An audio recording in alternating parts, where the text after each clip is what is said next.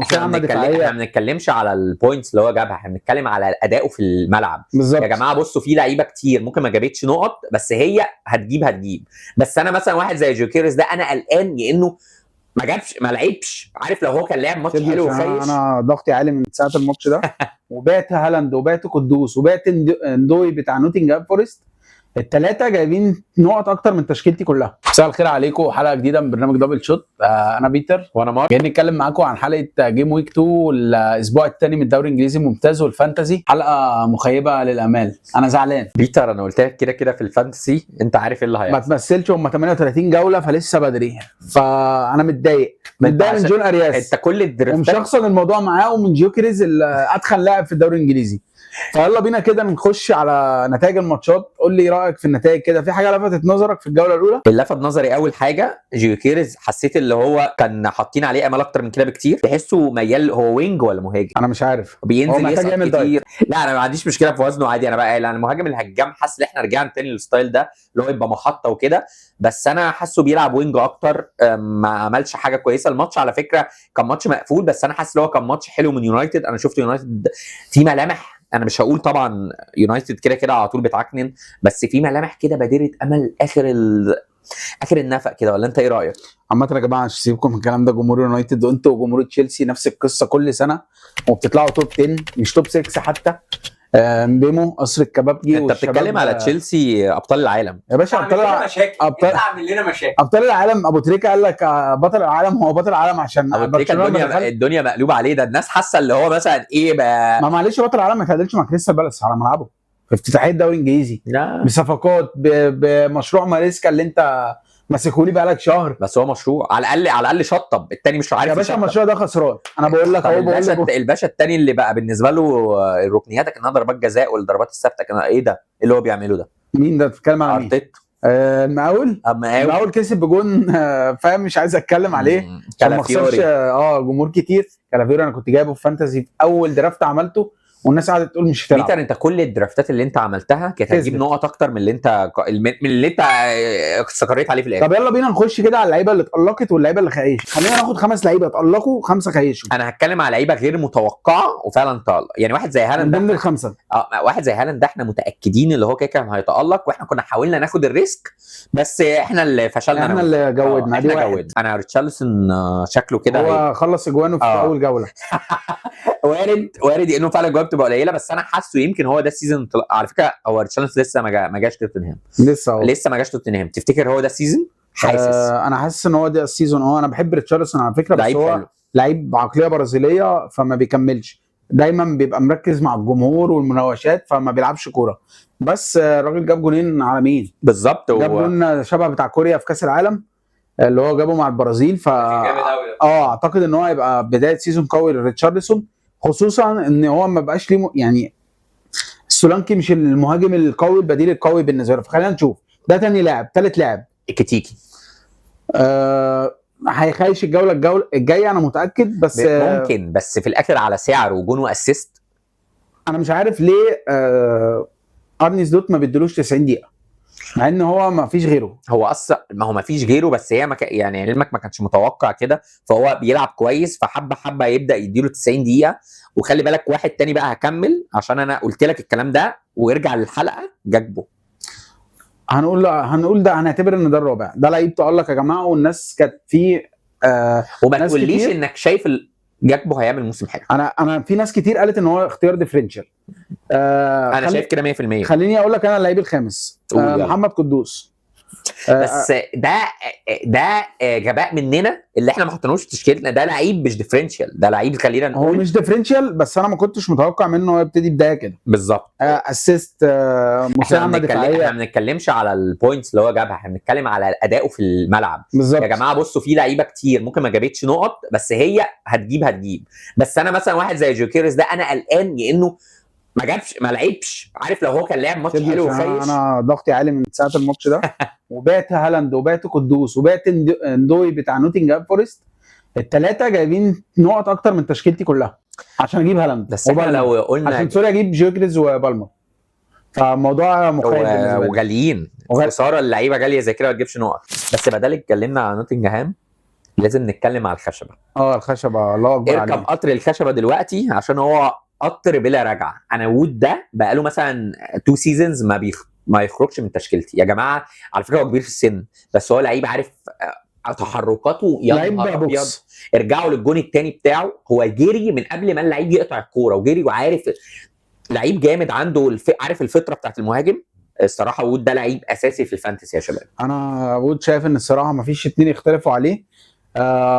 خلينا نقفل صفحه الخمسه اللي اتألقوا، 5 خيشوا سريعا عشان مش عايز اتكلم عليهم كتير.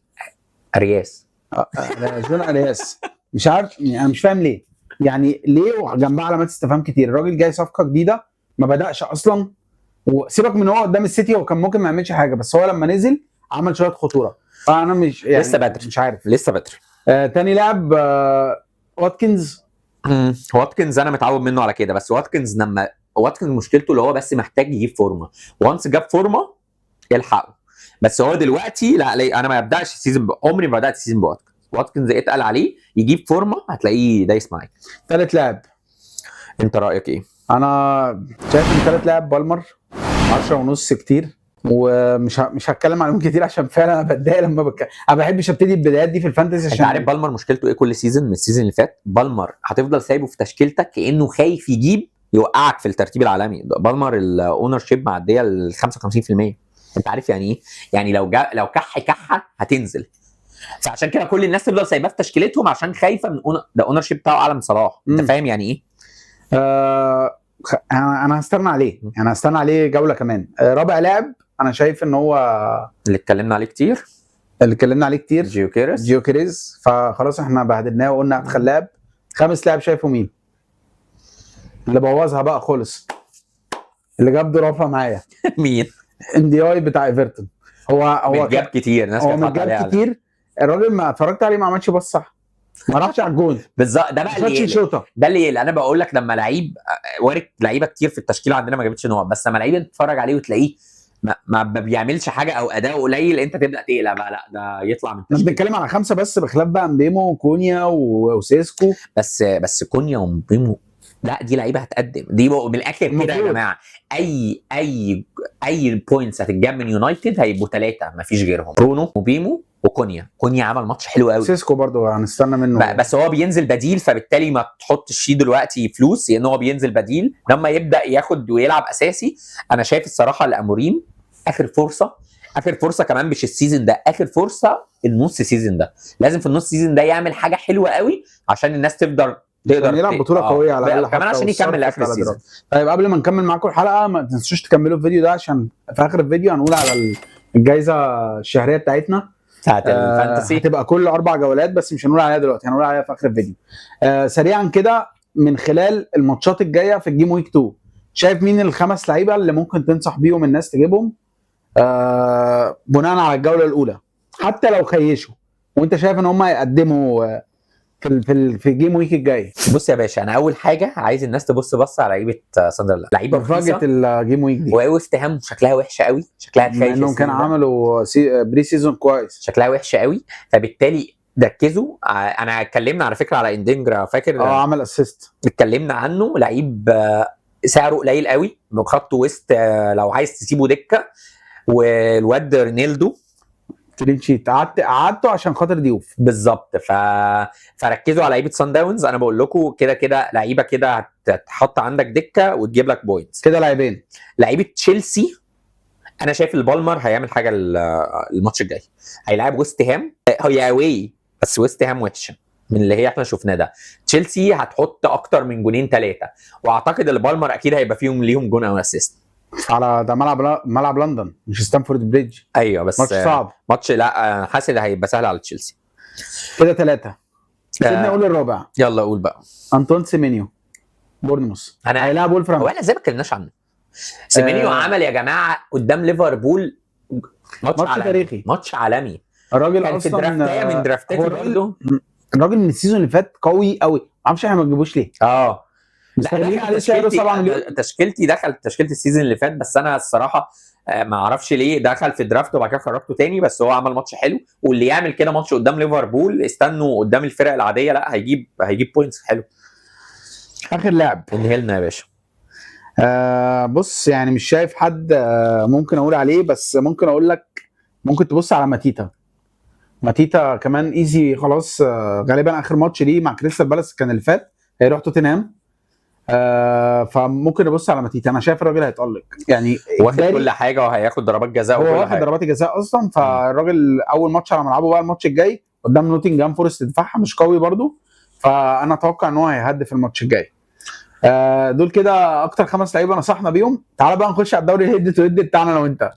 يعني يا باشا 1-0 سيبني 57 43 فرق 14 بوينت، مش كبير قوي بس مش كبير ايه يا راجل في البوينتس. انا لو كان عندي قدوس وكان عندي هالاند انا كنت كسبتك. عموما التشكيلات بتاعتنا هتنزل طبعا، دي غير التشكيلات اللي احنا اتكلمنا عليها في الحلقه الفانسي اللي فاتت، ان احنا كلنا غيرنا ودخلنا دريفتات فده اللي رسينا عليها واللي لبسنا فيها. في الاخر انا وبيتر جبنا بوينت قليله، بس بيتر عشان حب يتحنيك حبيت اجود فبوظت الدنيا خالص. كده كده السيزون زي ما بيتر قال طويل، ولسه الدوري هيد تو هيد ده هنفضل نتابعه كده طول السيزون. طب يلا بينا نقول على الجائزه بتاعتنا. يلا بينا. بصوا يا شباب، هي الجائزه حاجه بسيطه كده مش شهريه، هي كل 4 جولات. طبعا الجوله الاولى محسوبه منهم للدوري الكلاسيك بتاعنا. الاول على الدوري كل 4 جولات هيكسب تيشيرت بريمير ليج لاي فرقه من البريمير ليج هو يختارها. هو اللي يختار يا باشا. هيتواصل معانا بعد اللي هنعلن اسمه في الحلقه بكل 4 جولات، وهو هيتواصل معانا على اي سوشيال ميديا من السوشيال ميديا بتاعتنا، يبعت لنا التشكيله بتاعته من الاكونت بتاعه وهيكسب تيشيرت بريمير ليج. اعتقد دي حاجه ممكن تحمس الناس كلها بقى انها تخش. جالنا طبعا ناس كتير دخلت الدوري بتاعتنا، الدنيا بدات تتحرك، عايزين ناس اكتر كده ونوعدكم هنجوائز كل شويه هتزيد، والتيشيرت هيبقى محترم يعني، مش حاجه هتبقى حاجه فيرست كوبي يعني. هنصرف يعني هنصرف ماشي. يلا خلينا كده نشوف ايه اللي هيحصل الجولات الجايه، وبنتمنى كده التوفيق للجميع. ودي كانت نهايه الحلقه بتاعتنا من حلقات سلسله الفانتسي بريمير ليج. خلينا نشوفكم في حلقات جايه كتير. ما تنسوش سبسكرايب بقى على اليوتيوب وتيك توك بقى وفيسبوك وانستجرام، ونشوفكم في حلقه جايه كتير. باي باي باي.